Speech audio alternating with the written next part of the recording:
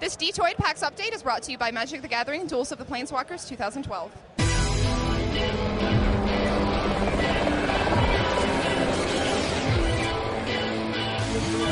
Hey guys, Max here. I'm at PAX right now. Now I know. I talked about the Old Republic in the last video, and I said it took place in the Clone Wars. That was a mistake. I was wrong. I'm sorry. I stopped paying attention to Star Wars when they brought out the Gungans. Except not really. I just talked to the guys who were making the Old Republic. Let's check out what they had to say about it. This is James and Gabe, and these guys worked on the Old Republic. Now, your position, you were the game director, correct? That's correct. And you've been working on PvP in-game... PvP, flashpoints, and operations. That's a long title. It is. Now, And he's my boss. It's his fault. Sorry. So, the Old Republic it's kind of a huge undertaking. I mean, you're making the Star Wars Galaxy as an MMO.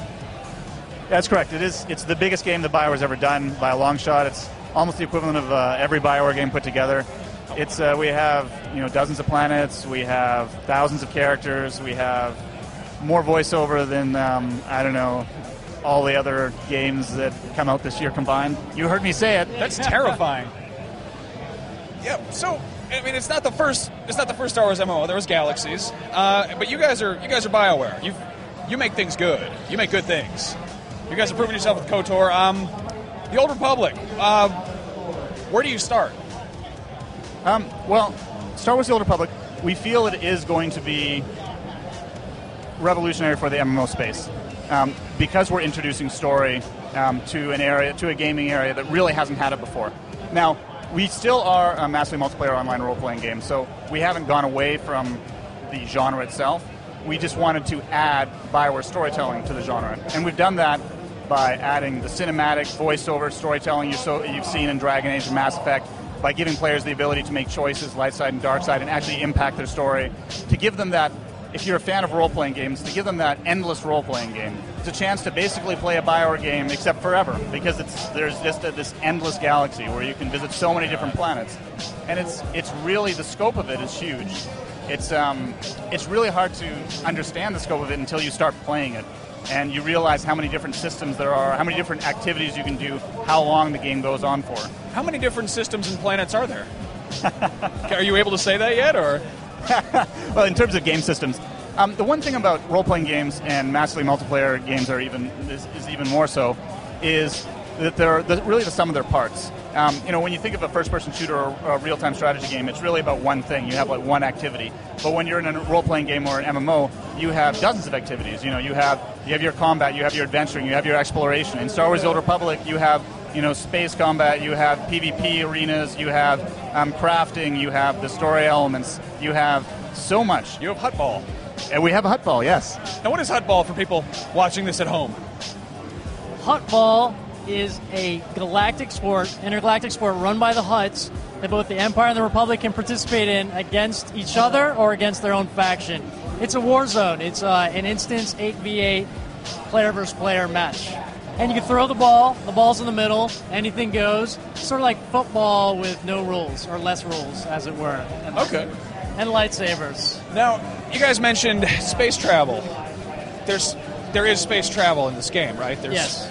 How much of this, is there space battles? Can you fight in space? There are space battles, yes. There's several hotspots. You want to take this, Jay? Sure, I'll just go for it. So the game is, we wanted to basically fulfill that dream of owning your own Millennium Falcon. So for us, the biggest thing we had to do is give a player his own starship, that he could go on the starship, he could go to the cockpit, he could go to the engine room, he could go to the storage containers, he could go to his own cabin.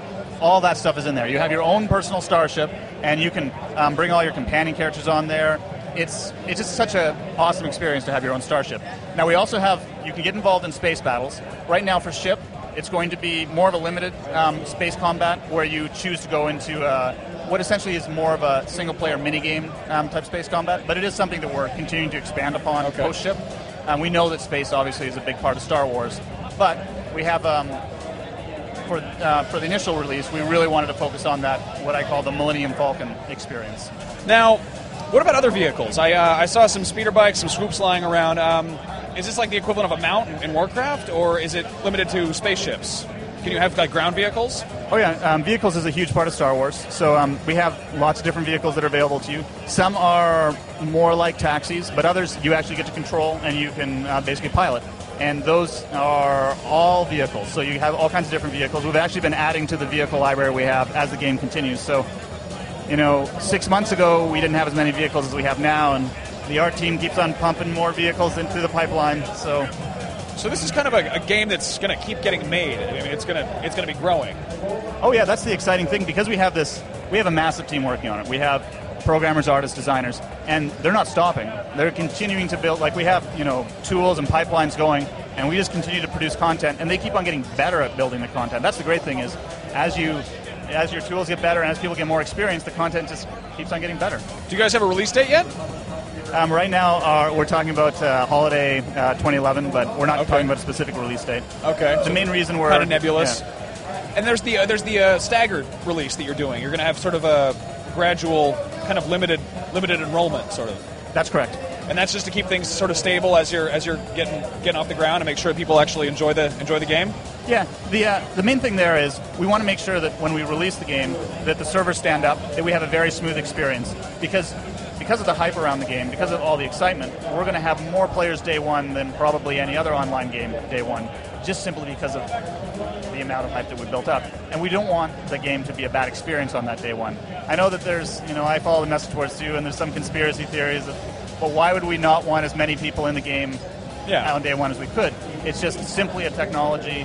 We want to make sure it's a good experience. So that's why. So when are more people going to be let into the beta? I think the beta period, we have, it's not going to be an open beta, it's more of a closed beta, and that's coming up next month, right? You can continually apply on the website, and weekend by weekend we're letting more and more people in. Oh, wow. So you guys are, I'm guessing, fans of Star Wars. You probably like Star Wars a little bit. A little bit. Who's your favorite character? Favorite class in the game, is that what you're asking? Well, let's do both. Your character in the game. Han Solo from the canon, obviously. And in the game, I will be playing either a sniper. Oh, well, I'll be playing several things, but a couple of my favorites would be like sniper, smuggler, sniper's the agent, and perhaps a Jedi Knight Guardian, the tank type class. That works. What about you? Well, I have a big poster of The Empire Strikes Back in my office, and that movie's really about Darth Vader. So, Darth Vader's my favorite. And the Sith Warrior is the Darth Vader class, so that's my favorite class.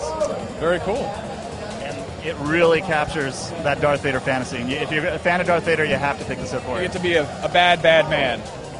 Well, thank you guys both so much for talking with me about it. It's going to be a cool game, and may the Force be with you, I guess. Thanks. That was corny. Hey guys, just a quick note to mention that all of our PAX coverage this year is brought to you by Magic the Gathering Duels of the Planeswalkers 2012. They've got the full version of the game up right now on XBLA, PSN, and Steam, and I really can't recommend checking it out enough. They've got a free demo up, so if you're not sure whether you want to check it out yet, it's great for learning. It's got an awesome tutorial for beginners, or if you're a seasoned Magic veteran and you just want to perfect your craft. 2012 is a great updated version of the original game. It's got new deck managers, it's got an enhanced co-op mode, and it's got the new Arch Enemy mode, which allows you to play against 3 different people as a super powerful creature. And they're going to have an expansion pack coming out on September 14th of this year that actually lets you play as the Arch Enemy. So be sure to check those games out. They're a lot of fun. I really can't recommend them enough.